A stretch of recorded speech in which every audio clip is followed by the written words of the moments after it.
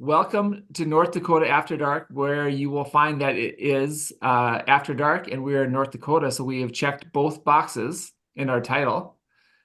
We like to do efficient bookkeeping, and here we are. We're really pleased to welcome this evening Tony Bina, who has been described by one of our hosts as his favorite Bina. Second favorite Bina. Tony's brother bought me shots at Sin Bin the other day, so we have to discuss a ranking system, but we'll leave that. Ranking changed. Yeah.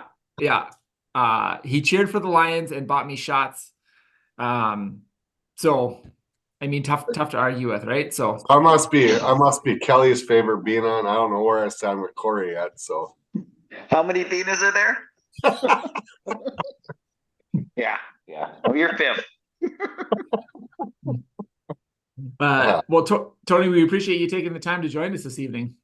Yeah, thanks for having me. Yeah, I appreciate you showing off your rink as well. I'm currently working on mine, and I had a discussion with our former guest, Danny Marto, the other day that neither me nor Danny is happy for anyone that has the rink going already. So we are wallowing in self-pity and bad feelings. But I appreciate it all the same. Well, I hope my rink can bring you some cheer, especially this holiday season. That's really, really kind of you, I think. So, so for those of you who don't know, Tony is a local hockey dad.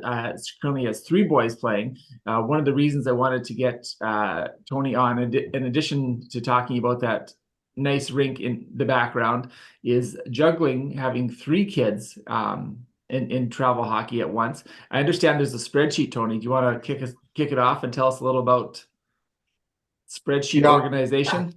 And I failed miserably. I forgot to print it off. I was going to actually show it to you tonight, but it was one of those weekends where Cass was gone with Logan for hockey, and she said we should really figure out once all 3 are traveling what we're going to do. So I created a spreadsheet, color coordinated, with each kid, and then the fourth column described identifying who is going where.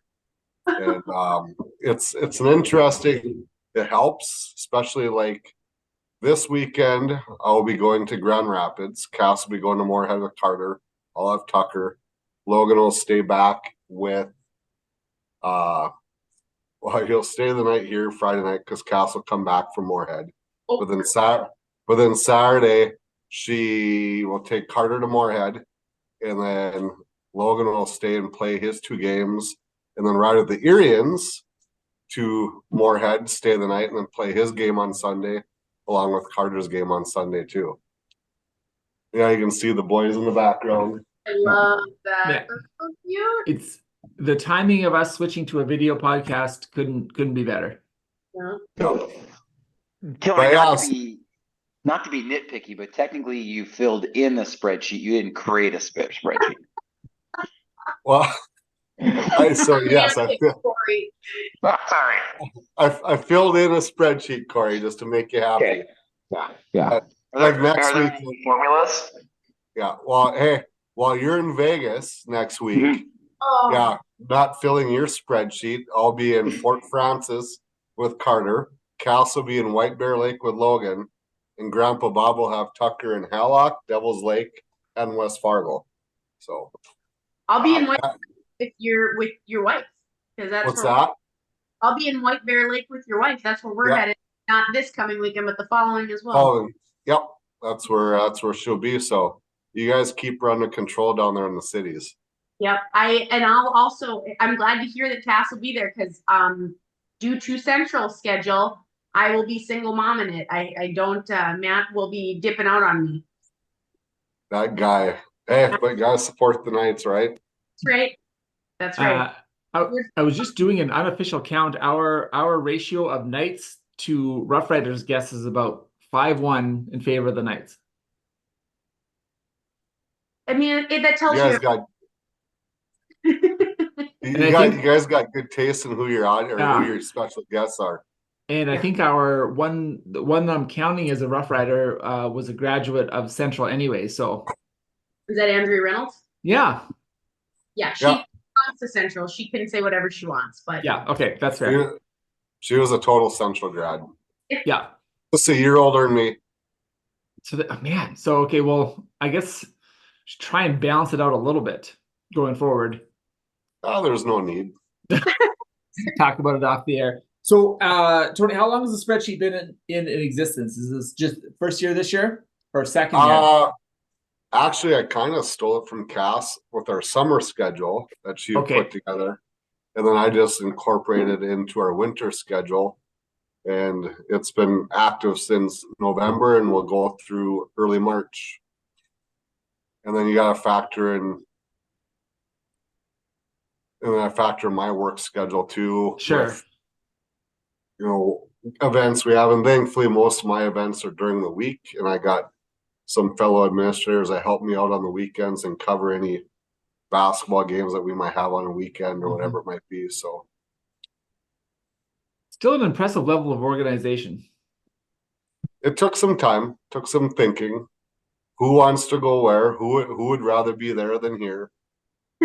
That's why I'm in Fort Francis and she's in the cities. You are aware we're staying at a distillery in Fort Francis, right? Is that where we're staying? See, Yeah. at least I'll have you there with me, Fuller, Endries. Corey, you're not going to be there, right? No, my work trip got pushed back a week. It's the week after, so you'll be there as well. Yeah. So, Tony, I have a serious question. Who was your employer before Central High School? we don't talk about that dark time. No. It was Grand Forks Public Schools. So, and before you were employed by Grand Forks Red River, who were you employed before that there? I was at Central. Okay, so follow-up question. Would you consider yourself a bandwagon administrator, and why don't you have any loyalty to a program? I'll hang up and listen to the answer. He does, Corey. It's because he wound up where he was meant to be. Okay. Yep. So I look at it this way. Central. I taught at Red River so I could coach at Central. Became activities director at Central because that's where I wanted to be. Went to Red River as associate principal to get my admin experience to become the athletic director at Central. That's the right answer. Yeah. Correct. Yeah. Corey. So that's how it all worked out wonderfully. Yeah, that's great. We're obviously happy you're there. Corey's line of questioning is also a ringing endorsement from the University of North Dakota School of Law. Corey, you're supposed to know the answer to the questions before you don't want surprises. So witness one, Corey. Yeah, I'm going to strike that response as non-responsive, and I'm going to ask my question again, Mr. Bina. This is why they're all right. That's right there, Corey. Right there, Corey.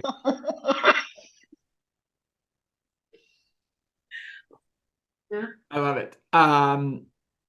So why don't we just two bookkeeping things? Why doesn't everyone tell us what they're drinking?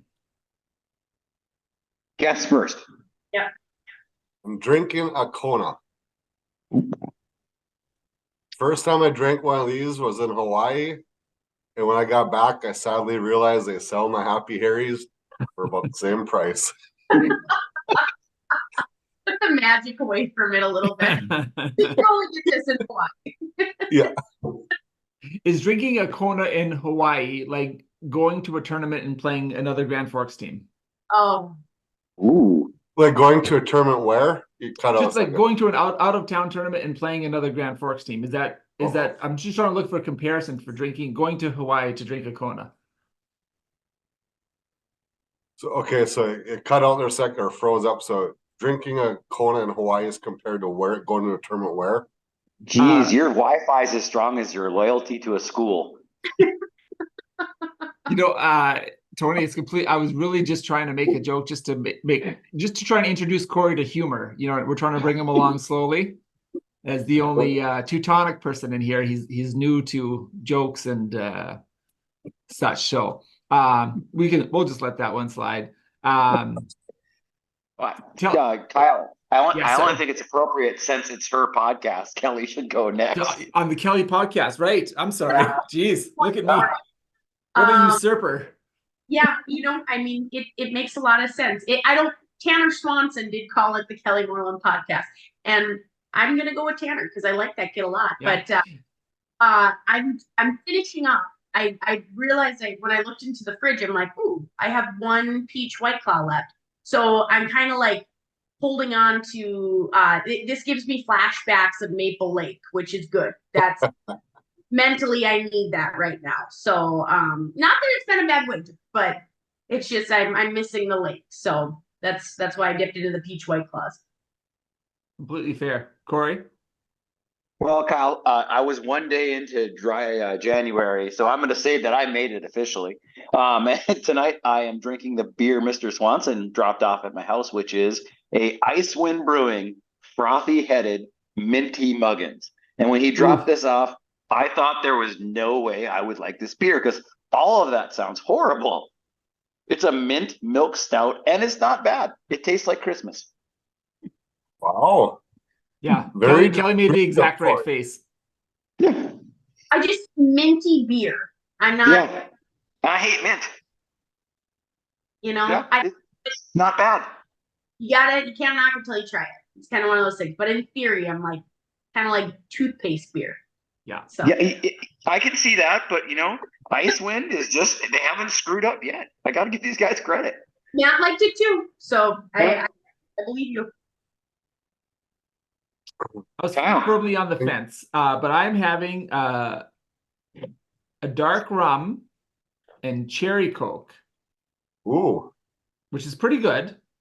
You can call either this, or if you substitute the cherry Coke for a Dr. Pepper, you can call that a Ninja.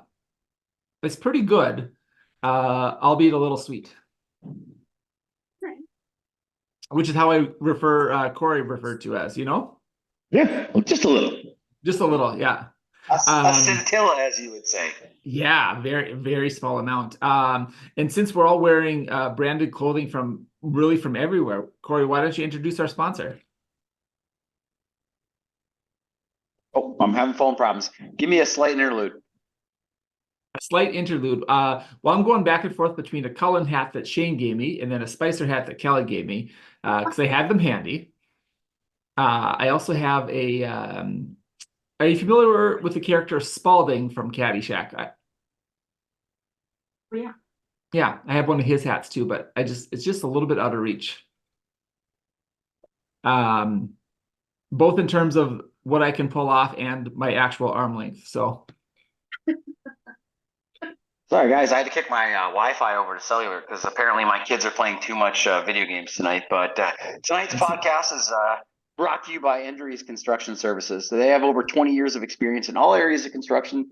Projects include banks, oral surgeries, offices, dental offices, schools, retail space, auto body shops, you name it, they can build it. You want your next project to be a breeze? Call the folks at Endries. With all phases of assistance in construction from the initial design all the way through completion, you dream it, they make it a reality. Endries Construction Services. really well done. High-end work, Corey. Very well done, Corey. Very impressed. Yeah. Yeah, everyone continues to be impressed by me, and I just keep telling them, I don't know why. You should just come to expect these things. Yeah, that's wonderful. So perhaps now we should turn it over to our titular host, Kelly. Sure. Yeah, absolutely.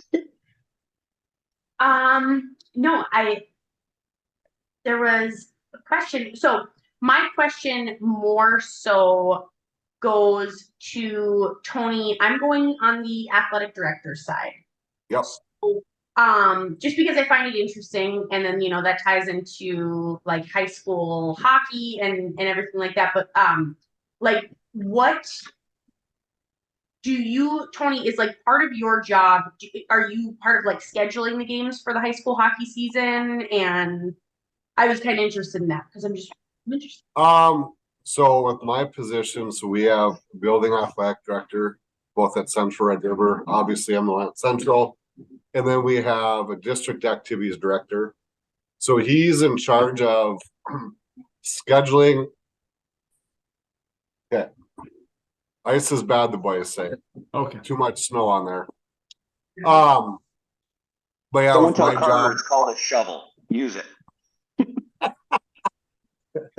They're crawling across the hardwood floor right now. I wish you could see the sight right now. I'm kind of envisioning like the dog that's dragging its hind leg across the floor as they go. You can't, they know perfectly well if they walk those skates on their mom's hardwood floors, Oh, last thing they ever do. they So, would be in trouble. They'd be in trouble. Who's more But mad? back to Mom? scheduling. So Mike Sorry. Biermeyer, our district activities director, takes care of scheduling that is outside of our school. So like, for example, hockey, he's taken over hockey and he's done a good job, especially a central schedule. Looking forward to tomorrow night playing Bemidji at home. Fan appreciation night. So any kids that are wearing Grand Forks hockey apparel will get in for free again with a paid adult. And so my role is I do the scheduling for like basketball, wrestling, volleyball, all the sports basketball that are in our school. And we have our big scheduling meeting next Monday to schedule for all of next year's seasons. And it'll be a very long day, but a good day. And then and that was kind of my question was, because coordinating all the activities has to be a little bit of a challenge, but it's amazing to me that you are coordinating all of next year's activities right now. So yeah, it's hard to. So this is your forte. You are, It's fun. It's exciting. It's fun when you can. Obviously the conference games are pretty set. You play teams every year, but when you pick up non-conference games like we have tomorrow night and some new rivalries, just something that's pretty fun. Yeah, even the tournament that they did last week in Warroad. Well, I mean not a tournament, it was multiple games, not a tournament, but it's just fun to see these new games added, new teams to play. We have that benefit of being right next to Minnesota, and so we're North Dakota hockey, but it's definitely makes us better, and it's fun because they went in and they beat up on Minnesota hockey, so that's also a lot of fun. That was a great week last week. Beat Warroad on Warroad's home ice. Yep. And then took it to Providence and came out there 2-0. It was a good week. So the boys have been playing well, been fun to watch, and should be another fun one tomorrow night. Absolutely. The Wayman kid for Providence Academy too is will end up on Central Scouting's midterm list too. So it's not a no joke there, Yeah. Yeah, so that's just really speaks well. It's one of the things we talked about when we had. I'm not sure if you know Coach Moreland that works at Central, but he spoke about this in the summer when we had him on as a guest. Yeah, I've heard of him. I think I know who that is. Yeah, he used to have really great hair, and then he went bald, and he lost it after that. Really did, Corey. He really did, right? But he wrote me right in high school with he had the long hockey hair. And he he'd do this thing with his hair before he put his helmet on before games. And I'm not gonna lie, I missed that a little bit. So, but hey, still have the memories, Hey, just to offer some counterbalance, that guy can really fill out a pair of Birkenstocks. So let's leave that on a positive note. Well, no, because I had the opportunity to have an adult beverage with a fellow coach who knows Coach Moreland's current attire and shoe wear for hockey games, and I was told he wears fancy boots. Oh, he does. For Central games, he does wear fancy boots right now. But spring and fall hockey is very committed to the Birkenstocks. But he changes it up a little bit for winter. So lack of loyalty seems to be a whole Central problem. Stick with the Birks. Wow. Look at that. Well, I tell you, just in order to keep the peace here, let's shift gears a little. Tony, why don't you tell us about that nice rink you have behind you?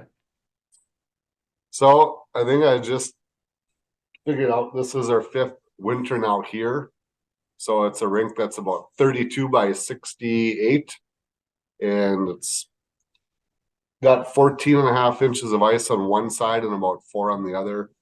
And it's we have a nice walkout garage where kids can get dressed in the garage. They got their little living room set up and then walk out to the ice and skate. And it's a nice outdoor playground to get them off their phones for about 4 months of winter. And it's kids love having it, and Logan loves to go out there by himself without anybody else and just shoot and skate around. And the boys obviously like to go out there with their buddies and stuff too. But it's a lot of work, but it's definitely well worth it. And I think it entertains our neighbors too as well.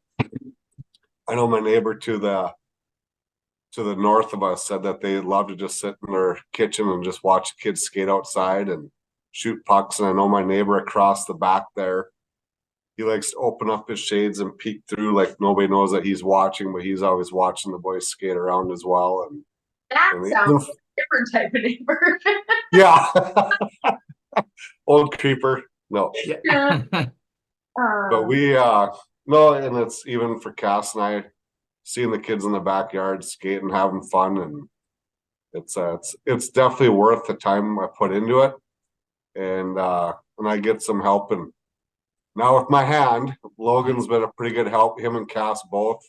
When we had the rain over the Christmas break, we had to refurbish it a little bit. We had some rough patches on the ice, and we took 55-gallon barrels like the leaf and grass barrels, and we'd fill those up with hot water and dump them onto the rink, and then it would smooth out and take a while to freeze.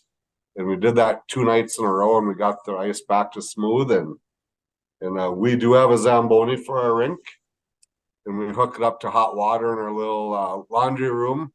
And we have a faucet that's threaded to hook up a hose to it. So Logan just got done flooding it here about a half hour ago. Okay, so as a non-ODR owner, because I could throw a rock from my front yard and hit the Riverside rink. So my husband refuses to put one in the back because he's like, just walk to the rink. It's in front of our house. How many hours do you guys, when you guys are building these, how many hours goes into that? Oh boy, I bet you it's... Careful, Tony. This is a female asking this question. You don't know if you want to give her a real answer. This is getting recorded. Yeah. I would say I got probably 30 to 40 hours into it. And just like this is the first year I flooded this with the fire hydrant, and that took 2.5 hours itself just to flood it.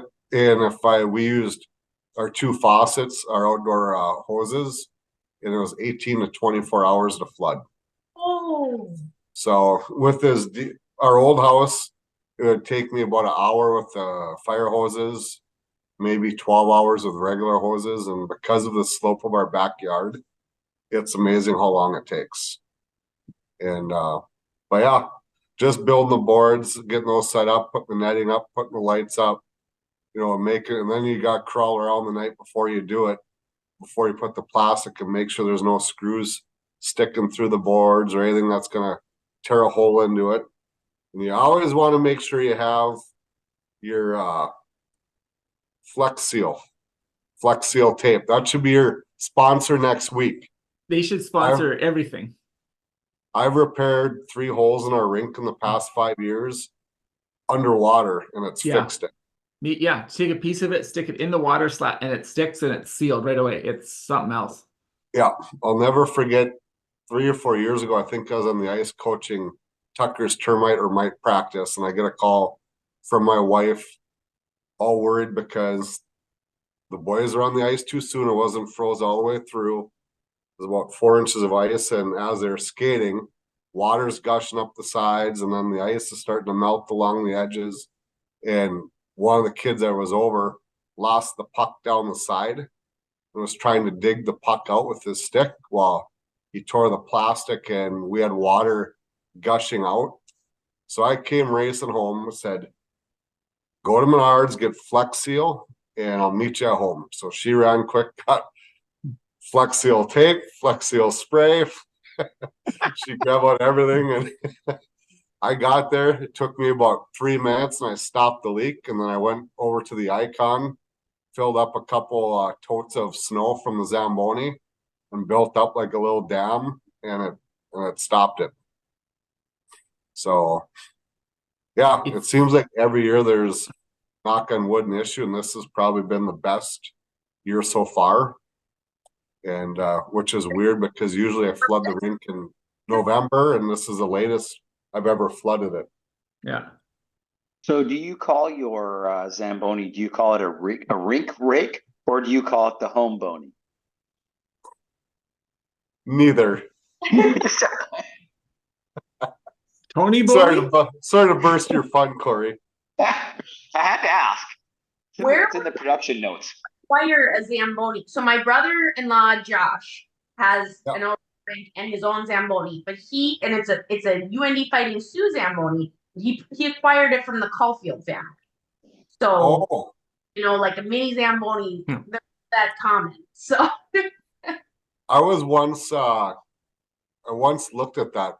Bob Caulfield actually asked if I was interested. yeah. But no, ours is just a PVC pipe with holes drilled into it with a cloth towel that drags behind and smooths it out. But it works wonders. That is So- smart. Were you as interested in buying that actual Zamboni as Sled and I were on buying that old UND half football cart and turning it into a tailgater? Pretty close. I don't know if the excitement was quite that close, Corey, but it was close. It's funny. It's really an exercise, the rinks in like amateur engineering between stuff to build and stuff to fix. And yeah, the leaks is, Yeah. you get creative and clever really quick. Yep, you do. Yeah. And Logan there tonight was complaining, goes, every year we have a problem with this rink. And I go, and every year we come up with a solution. So it's fine. Yeah. But we and the one thing I've done in the past, but again, it's been too warm and I'm still hoping to do it, but this might cause issues. But I actually have in the past flooded a skate path from the garage to the rink, kind of Mystery Alaska style. Yeah. Still one of the best movies ever made. It's not quite as long as Mystery Alaska, but Yeah. Peak Russell Crowe. Oh, now I'm gonna have to watch that again. Yeah. That's oh yeah. It's been a while since I watched it. It's been a couple of years. me too. That means it's time. Yeah. Right. That movie actually taught me the definition of the word fornicator. Let's talk about that. Let's dive into that. Yeah. Now, Psychologist was a few episodes ago. Corey, why is your face all red? No Yeah. kidding. It was an honest statement. That's how I learned. What did you learn driving by the billboard at Washington and Demers? That there are more than one visual use of a scrunchie. Yeah, well said. Well said, Corey. Now you touched on this a little bit before, Tony, but prior to going to the fire hose route, were you flooded all at once or a little bit at a time? Did you have a preferred method? Because I know there's a lot of discussion back and forth on what people's preferences are. You mean like the fire hose or the garden hose, you mean? Yeah. Yeah, and I would say every year I learn something new. So last year I had an issue where it got warm and the bottom of the boards bowed out and then caused the plastic to run underneath the boards and cut holes in my plastic. So I had that issue. So I learned to put some kicker boards along the ground so that the bottom of the boards cannot bow out. Oh yeah. Kind of follow what I'm saying. So I got kind of like an angle. So I got an angled board that butts up against it to support the wall, but then I got another board that runs along the ground, and then I put a stake in it. So knowing that I did that this year was the first year I've actually felt comfortable using the fire hose, because I was always worried about my 76-year-old neighbor freaking out as the boards collapse and water is pouring into his backyard. Because every year, how many gallons of water do you think are in that thing? No kidding. And I don't want to know how much is in there, but there's a few sleepless nights just waiting for that thing to freeze. And this year I flooded the rink on a Monday and then went to Orlando, Florida for work on a Friday. And we had temperatures of 40 degrees. And I'm like, oh my God, please do not would not want something to happen where my wife would have to deal with it or my kids. So thankfully it held up, but knowing how to reinforce the boards, I prefer the fire hose just because it's quicker. Yeah. And I actually had to run mine. I hooked up 250 feet of fire hose, ran it across the street to the nearest fire hydrant this year. And I actually, my neighbor to the north, the one that loves watching the kids, he actually helped me. He's a firefighter. So he would actually run the hose while I'd just go around and make sure the plastic was holding right and the clamps were holding right and that there's no holes or nothing. And so it's a 2-person job. Sure. There's Yeah. no doubt about that. So you So- use 250 feet of fire hose? Yeah. What are you compensating for? Again, Corey, we had the psychologist before, okay? Sorry. Yeah. I'm just stuck there. I'm stuck there and I'm working on it. The- You know, the- I got a lot of work to do on myself, Kelly, and I need to spend a little more time. Yeah. I think we'll have to do another almost a back-to-back episode with Alexis Greaves and get her back in just maybe a little one-on-one time, Corey. You know, like a special sit down. She never. Hey, I asked her point blank. I said, "Why am I such a jerk? And is it my parents' fault?" And she did not answer. Didn't bite. Yeah, I suppose No. maybe she knew we were limited to 90 minutes. Fair. And she wasn't getting paid. Right. Good points, all. And then so you mentioned the depth is pretty good there. What so hypothetically, once it starts to turn warm, you know, what's the staying power there?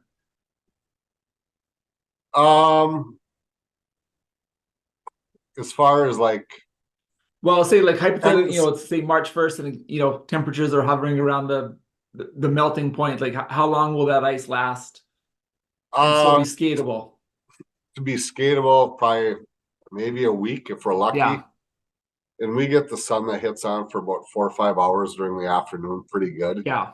And especially when it hits that north wall of the plywood, it'll melt it pretty good. And Yeah.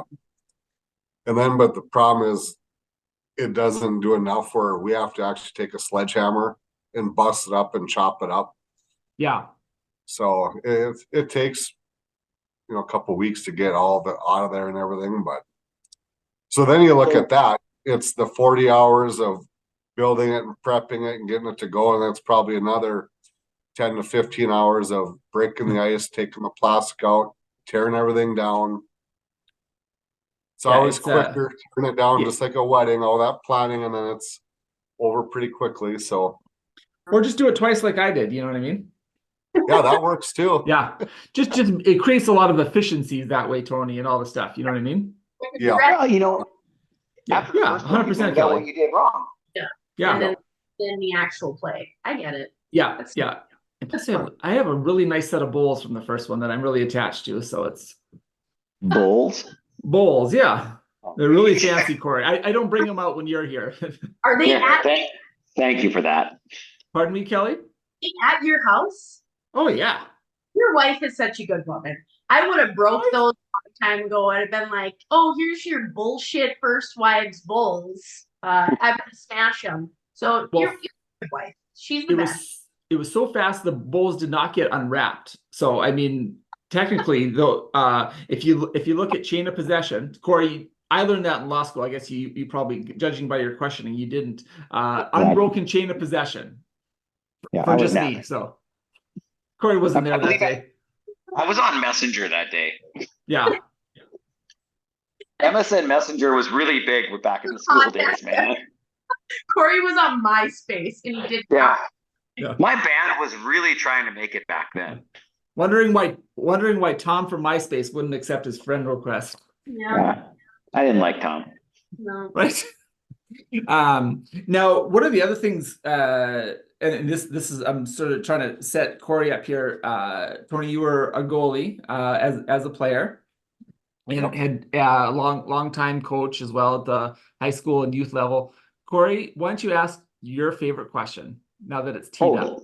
Thank you. I appreciate that, Tony. Wow. This ought to be good. Yeah, I gotta know What is your favorite chirp that you have ever heard or said in a hockey game?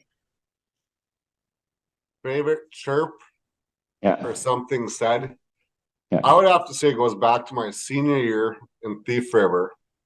And it wasn't so much of a chirp as it was my big defenseman. It was God, what's his name now? Jay Gelman. He was he's a lineman. He's about, I don't know, 5'10", 5'11", about 240. And I remember we're on the penalty kill, and he would go as the puck would rotate from side to side. He'd come by, and they had a guy planted in front of me. And every time he would skate by this guy in front, he'd whack him in the back of the legs, and he'd go, "How do you like that?" And then the next time he'd come by, he'd hit him a little harder. "How do you like that?" And then finally, I think the third time he came by, he hit him so hard he dropped him. And I started giggling, and here comes the puck from the point and goes right by me, and they score a goal. And after the game, we won, which was good. But I told gentlemen after the game, like, "You jackass." I go, "I'm sitting there giggling, watching you whack this guy in the back of the legs. He falls over, and the puck goes right by me." And if you guys knew Jay Gelman and Kelly, I think you do. I do, yep. That's him to a T.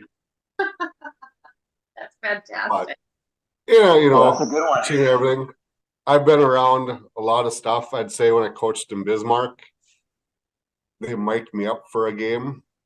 And I don't know if that was great, but our student section threw a coyote head onto the ice. No. I was coaching with Bismarck High, and we played Williston, and our first goal went on the ice, and they threw a coyote head. Oh. Yeah, they did that. I also got called into the office the day we played Minot, and my principal and then the associate principal, who was the former coach, called me in, and they said, "We gotta let you know about a little ritual that goes on here in Bismarck against Minot." And I'm assuming you guys probably know what it is, but just like they threw the coyote head, they threw the rabbits on the ice. And he said, "The reason why we have you in the office is because, one, to let you know about, but number two, the rumor is your JV hockey players are sneaking all the rabbits in with their hockey bags and carrying them into the rink for the varsity game." And sure enough, I bet you there's a dozen hit the ice. I'm not lying. Oh my gosh. And That is some there's a whole new meaning out level west. shit. Yeah. Do you remember though, Tony, so this was when my brother played, so I was a little bit younger, but when Central would play Red River, Mhm. the pet stores would ban rat sales for Yep. like a week before the game because it was so customary for high schoolers to go in, buy a rat, typically spray painted red, Yep. and let her fly. And I'm talking a live rat. Oh, yeah.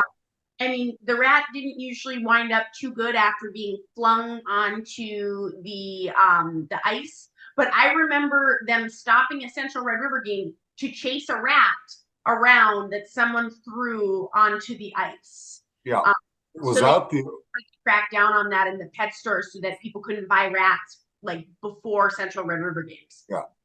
Because I recall one where it was the old Ralph, where may have been the same time because the old Zamboni guy's out there with the shovel trying to catch the thing. And Trying to catch it, yep. And I remember it, and I felt bad for the poor little rat, but that was also a tradition. So I wonder where the kids were getting the rabbits. Were they catching them? Were they buying them?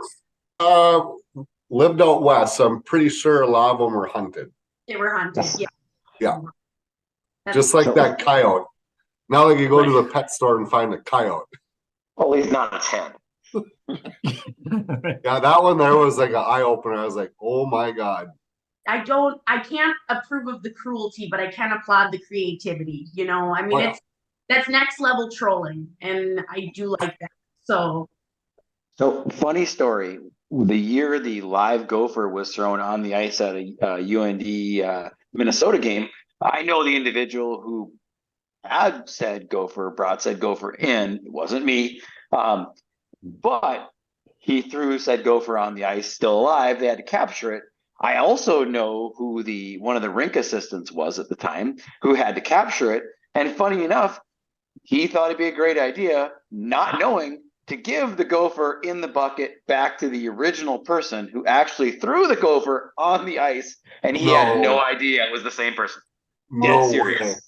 Dead serious. Wow. Next level tricky though is to get a live gopher in, because they're not going to go willingly. Like a rat is a tame animal typically, you know, like a pet store rat is like a pet, but a gopher and a live one, that's a trick, man. Like,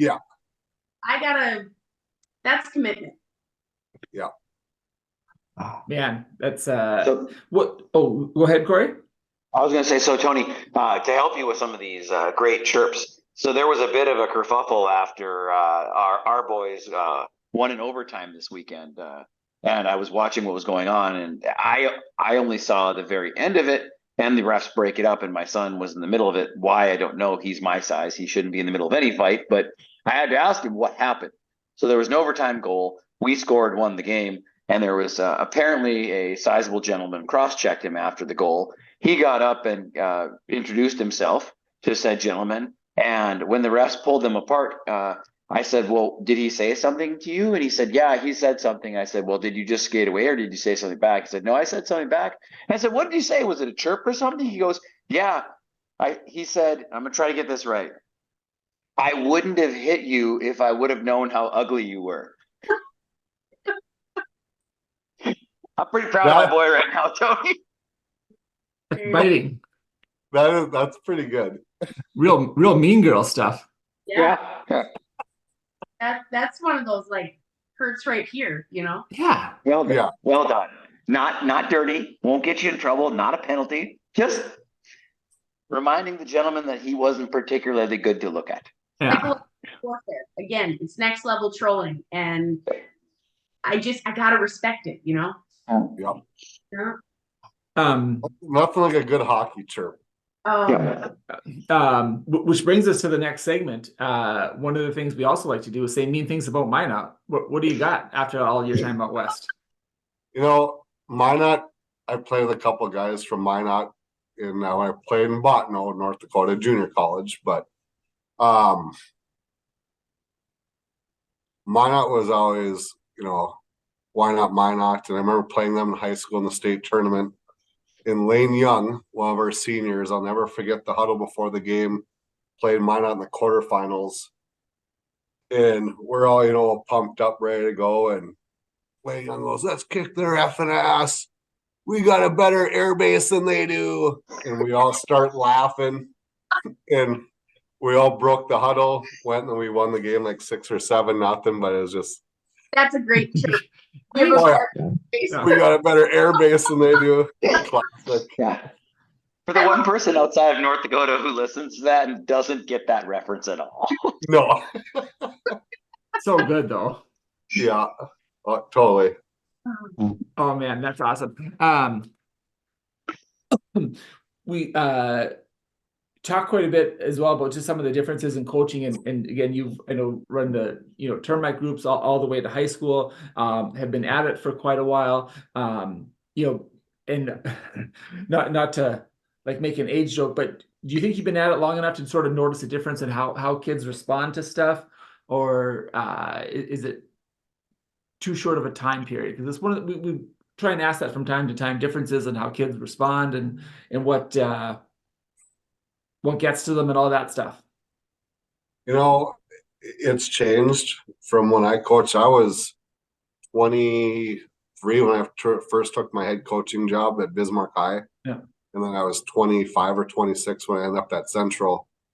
And that was still the day where, you could get after kids pretty decent. Yeah. And it was not like we were degrading or anything, but I mean, you could get after them and kids would respond. And it's different now in the aspect where it's more about relationship building and getting to know the kids. And then I think when you get to know who the kids are better, they will respond if you get after them here and there, if things get a little heated. Where, back in the day it was more like, it's kind of like how we were parented. Yeah. So, our parents, bring out the wood stick, the belt, whatever. And, if you get spanked if you weren't doing something right, they get after you. Nowadays, it's a much different style of parenting. So it's kind of the same with coaching to an extent where you have to be careful, especially with the public and with the parents, and how I think that's the big difference too. Back in the day, if I screwed up and my teacher or my coach got after me, my parents would say, yep, you deserved it. Nowadays, you deal with a lot of parents, not all of them, but there's parents that coach gets after their kid. They don't like it. The accountability piece is different. And I see with my role as an athletic director where I get, a call from a parent that not happy about maybe what a coach has said to their son or daughter. And it's really not that bad. And they're, making a point, but it's different nowadays. And even as an associate principal, the way some parents try to get their kids out of trouble compared to you got in trouble, dig yourself out of it yourself. We're not going to bail you out. So that it is in the 15, 20 years. Well, I think I've been in education 24 years. And it's changed quite a bit. And I'm not saying everybody's that way, but some are. I think that's completely fair too. Like, interesting to try and, I suppose the follow-up question is that, and I think I know the answer already, but I think it's probably incumbent upon the coaches to change versus trying to get the kids to change, because at that point you're really swimming upstream too. So I think that can be a hard thing for coaches to change, especially if you were taught or coached that way. Usually that is sort of the trickle down effect, is like you just pass that along, and now it's made a complete sea change. And that's part of, like, with my role, I educate our coaches on how to deal with kids, how to deal with parents. It's different. And again, you go back to that whole get to know your kids first, get to know them well. And it's hard. Like, I look at like our hockey coaches, like for Matt, he works 10 hours a day. You get to the rink, you get to know the kids for that hour and a half. And that was, even for me, when I coached at Central, I taught at Red River. And I didn't get to know my players well enough, because you go to the rink and you're there for 2 hours, 2.5 hours, they're out the door. Whereas you go to school and you see them in the halls and you visit and talk to them and get to know them better. And I think that goes back to the old theory too, why coaches should be teachers within the school. Right. Because of getting to know your athletes better. But, in reference to, my coaches, I think they do a really good job of it. Our hockey coaches do get to know the kids pretty well and build those relationships. And when you need to hold kids accountable, it's more of they feel like they're letting you down as a coach. Whereas those coaches that maybe don't know their athletes very well, because they seem like they don't care. It's a lot harder to hold those kids accountable because they don't at times respect it. And I think that is a difference from 20 years ago to the way it is now, is the respect factor. And again, 90% of them do, but there's the 10% times that maybe don't, just because of the way it is, the way they've been brought up, maybe who their parents are. And that makes it tough for coaches. And that's why you see coaches not coaching for 10, 20, 30 years anymore either. It gets to be a lot. And we have 23 sports at Central High School. In about a month or two, I'll have hired my 12th new head coach in about an 18-month span. Oh, wow. So over half my coaches all have hired myself. And again, a lot of them that are done have coached for 4 or 5 years, maybe at the most. And it's maybe they're having young families, or the pay is not the best, and the amount of energy they put into it, they look for something different to do. So yeah, it's interesting that standpoint. Yeah. Huge. Go ahead, Kelly. Sorry about that. Oh, no, just, I mean, I agree with Tony. Until I saw, my husband was coaching, and I mean, even at an assistant level coach, Yep. You really have to have a passion Yep. because it is a lot of time committed. And if you were to break down what you get paid per hour, it's not a Oh, lot. I mean, no. you do it for the love of it, I mean, Yep. it's the for the love of the kids, for the love of the sport and everything. But you're exactly right. I mean, it's hard. And but I did like where you talked about, like, one of the fundamental changes has been the relationship building. I like that because it's really true. And I think that is kind of become more important to kids now. Yeah. Needing to know they're cared about it so that they will care in return, Yeah. like, kids very much now, it's if they don't feel you care about them, they don't care about you. Yep. So I think that was a really key one to hit on, in terms of changing, where, like, years ago that was just not expected. Kids came in just understanding that this was coach. I respect coach because that's who I was told to do. And kids Yeah. don't buy that same thing today. I No. mean, they feel like, they're going to respect you, but you have to earn their respect in turn as well. So it's a fine line. Yeah. And I'd say the biggest word is relationship building, but it's trust. If they feel they can trust you, you Yeah. have them. But once you lose that trust, it takes a while to get it back. And and I think the other piece too is the amount of money that goes into sports nowadays. It's a major investment. You look at what we do on a weekly basis, Oh, where, like, go back to our travel schedule. We got 2 different hotels, 8 hours apart, and then another grandparent driving kids around, gas money and all that stuff. So the amount of money people put into it's a little bit different nowadays because there's more. And I think that's harder to swallow when things aren't going right for parents. And it's like, I put all this time and money into it and it's not going, and this coach isn't playing my kid or whatever it might be. And so there's another aspect too that's a little bit different. But yeah, back to the whole trust and relationship piece, it's huge. And getting to know your kids, and once you do, you have them and they'll play for you.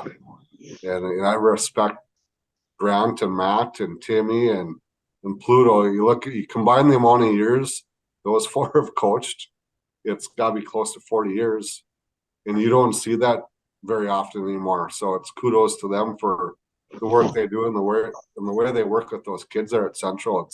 It's fun to watch, and I enjoy watching them coach, and that's the stuff I do miss about it. But it's fun also to be an athletic director where I get to work with coaches and kids directly, and still have those relationships with them and enjoy it every day.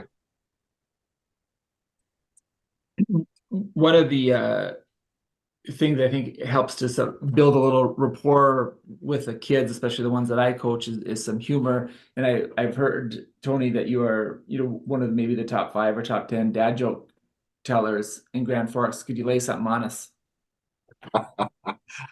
Well, Put I you on know the who's spot. not. I know who is number 1.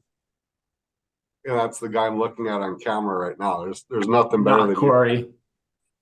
you. Definitely not Corey. No. God, what is one of my favorite dad jokes? It's hard to recall sometimes after you've gone through so many of them what it is, but Well, if you want to, I was going to tell, so my wife does a thing called North Dakota Nice. And I thought, if you want to think about it, I'm trying to get onto her show.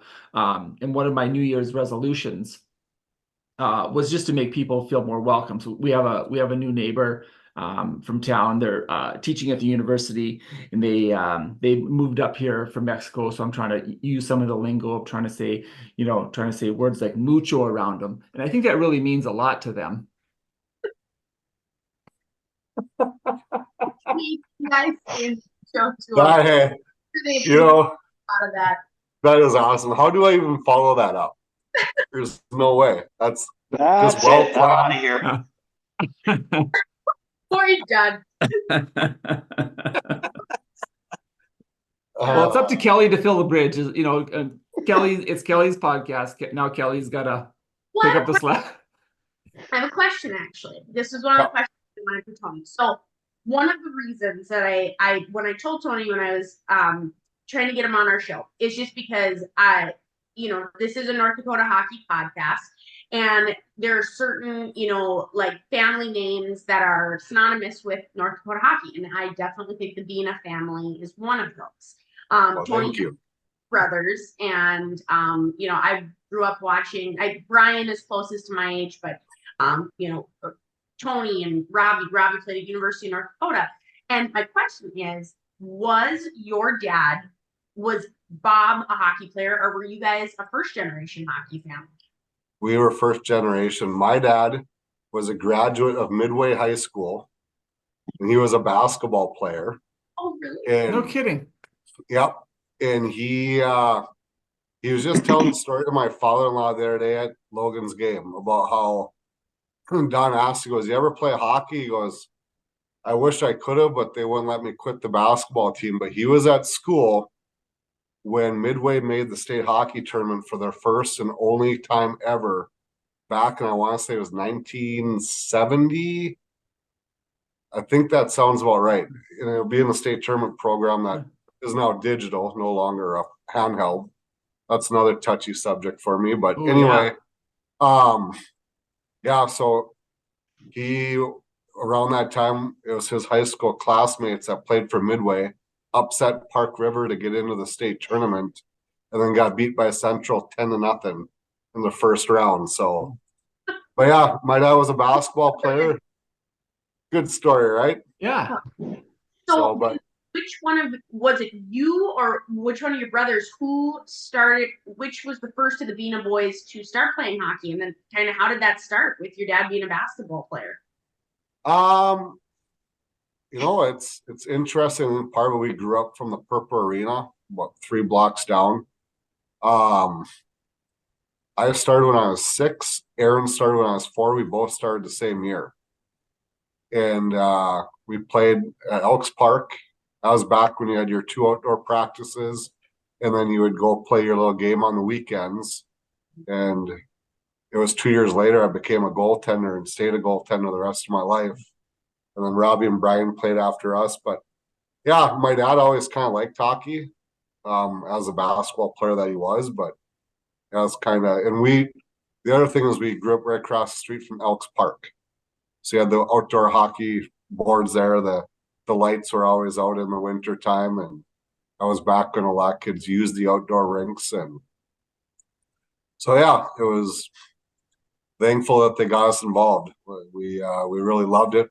We had a passion for it, and kind of fun to see all 4 of us grow up through Grand Forks and then play high school hockey at Grand Forks Central. And all 4 of us played high school or played hockey after high school. And Robbie, obviously the most successful, playing at UND and then playing pro 8 years in Germany. And it's fun to look back and even show my kids like the videos of Robbie playing at UND. Of course, the long goal comes up often. It was just saw it on Twitter last week again. People just randomly post that stuff. And so it's kind of fun for my kids to see how we grew up and our brothers and all that stuff, just like the Morelands. No different there either. The scandal when Robbie broke his neck. That was like huge in Grand Forks. That happened. I remember that. That was a big story when that happened. I mean, but he's doing okay. Yep. He's doing. What's that? He's your neighbor. Yep. My neighbor. So. Yeah. Watching Lions games at the Sin Bin with me now. That's right. Buying you shots. New BFF, plural. Kyle. Yeah. So Tony, you gotta watch out for that, Kyle. Matt calls when he goes out with Robbie and he comes home wrecked, it turns into a verb. He'll tell me, "I got Robbie Bina." Yeah. And it's Robbie becomes not a noun but a verb. So you gotta watch out because you'll get Robbie Bina, and then we were told the Riverside Express is coming. Do not move. We got there, and Robbie said, and he called all 3 2-point conversions in a row at the end of that game. He's like, "They're gonna do it. They're gonna do it again. They're gonna do it again." It was fantastic. And do you know who Robbie's favorite team is? He didn't say. I would assume it was the Lions. He was into it. The Buffalo Bills. He's been a diehard Buffalo Bills, Chicago White Sox, and Toronto Maple Leafs guy all his life. Really? No.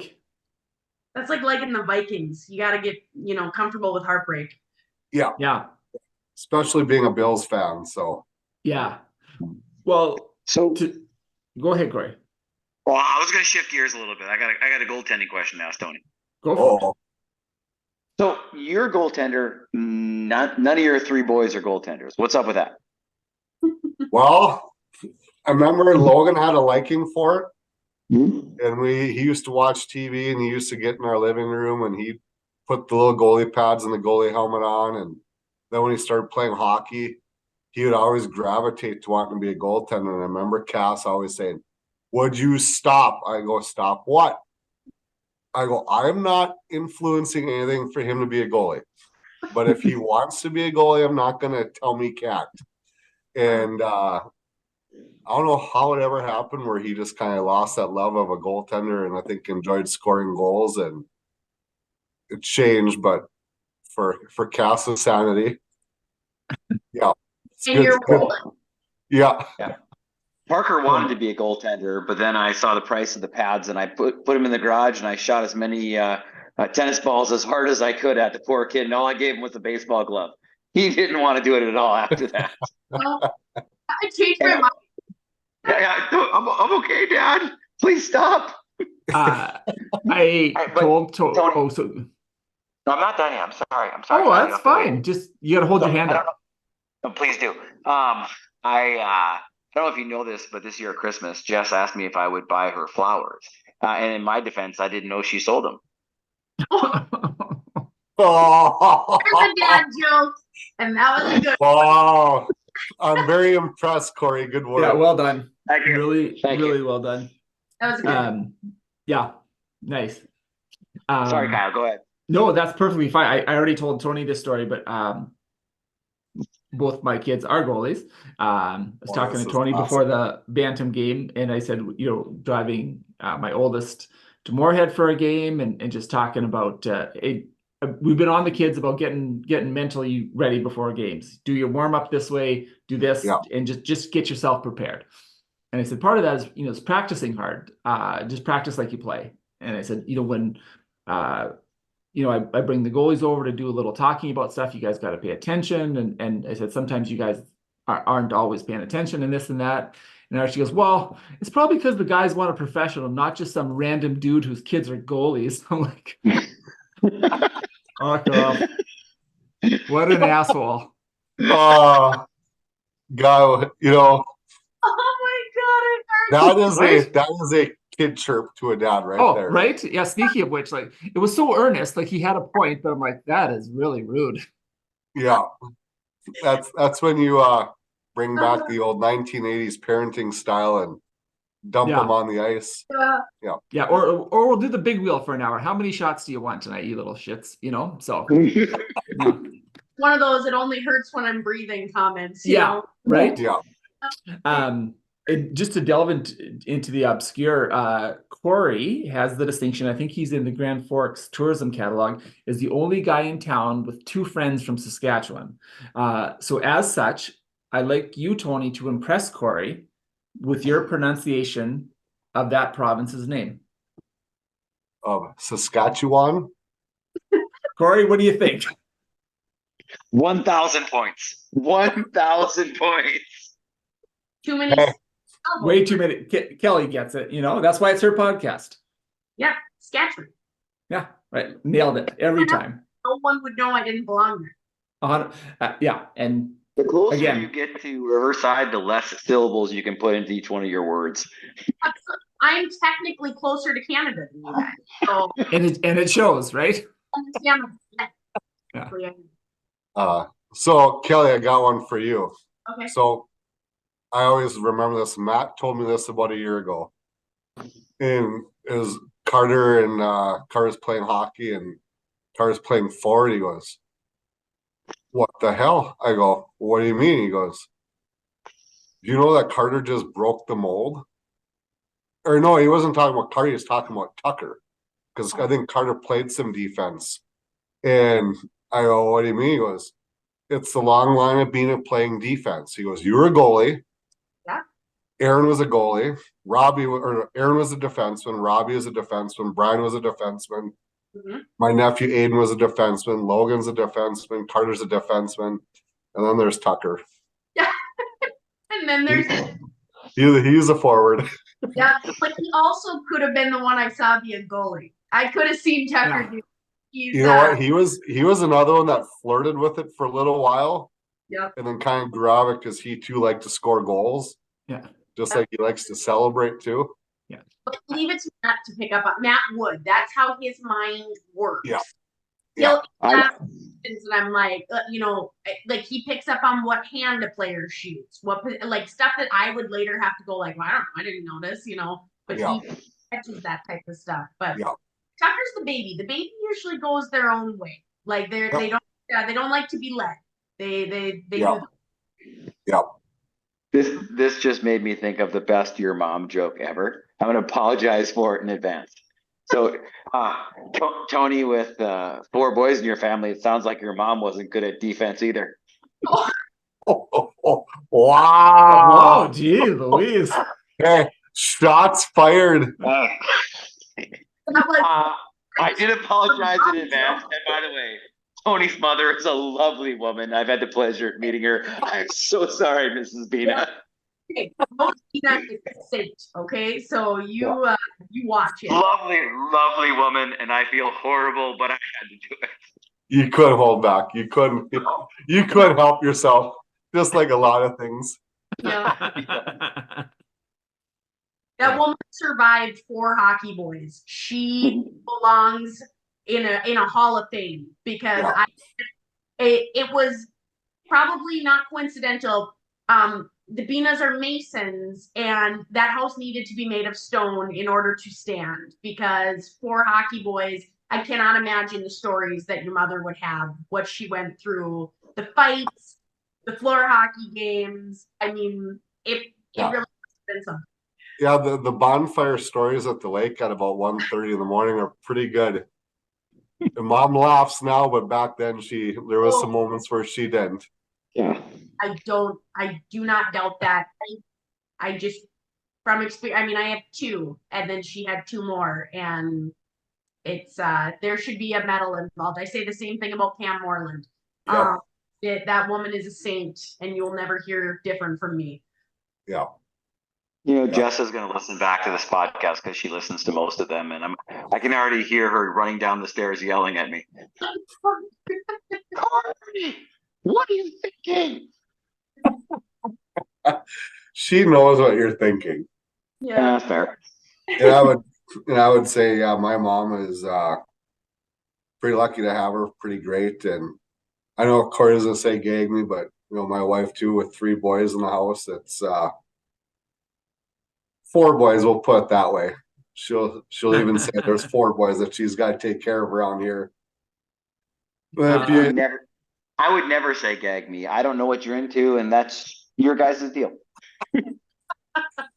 the gag me reference comes from Sled. I And I think I made a romantic comment on a family trip in the Badlands one time, and I said something to Cass and Sled. I think we're in a cave down in Rapid City. He goes, "Gag me." Can we have Sled on just to discuss the picture of him and his wife at Bentleyville and That yes, I even got just about that. I got in trouble over that because I was sending that picture to all the guys sitting at the bar in Duluth, and got back to Anna, and she wasn't. Yeah. Yeah. They took a lovely a lovely photo of themselves in Bentleyville, which is a Christmas decoration gathering in Duluth. And let's just say that the gentleman that Tony and I both mutually know may have teased him a little bit about that photo. Yeah. Just a little bit. Well, listen. Poor Sled. Horse led indeed. We're coming up on our time here. So we would really like to have you back sometime, Tony. You should bring Cass back. I really want to talk to her about her first foray into broadcasting Pee Wee hockey games, which is really a delight if you haven't listened to it. I'm pretty proud of her. She did a pretty good job last Really week. a nice, yeah. Because I don't know if you heard this, because she did the squirt ones all weekend. Oh no, I didn't. I heard the Pee Wee one, but not the squirt one. So She's done the Pee Wee one, but she did the squirt one all by herself. oh. And then in her closing comments on the last game on Sunday, she goes, "Thanks for bearing with me, and you'll have my husband next week who will need a little help because he doesn't have a right hand right now. So he'll need someone to hold the camera for him." And I'm like, I gotta live up to her. She did a pretty good job. I was pretty proud of her. Yeah. Fun listening to her commentary and her excitement and all that. And so I got my work cut out for me in Grand Rapids this weekend. Yeah, she was right on top of it. So yeah, do if anybody's interested, check that out.